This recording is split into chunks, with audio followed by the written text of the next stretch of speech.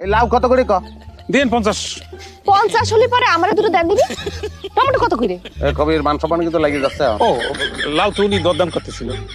তো কি হয়েছে? কারণ হচ্ছে আমার একটা মান সম্মান আছে। দুনিয়ার সব মান সম্মান আপনি তো 1 লাখ কিনে নেননি, তাই না?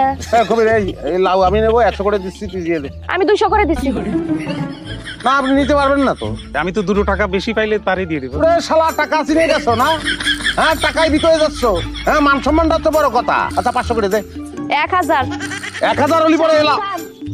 পকেটের অবস্থা বুঝে কিন্তু দাম কবেন, হ্যাঁ? এই ধর, এই ধর, যাচ্ছে সব দিলাম। কত? 2500। 2501। কি করতেছিস? 2500 কি করতেছিস তুই? ভাই মালের দাম তো অটো নিলাম ওইটা গেছে। 3000। তাহলে পরে আমারে ঘড়ি। না ভাই আমার ক্যাশ লাগবে ভাই, আপনার টাকা ধরেন। 3000। মান সম্মান মানে তার একারই আছে, আর কারণে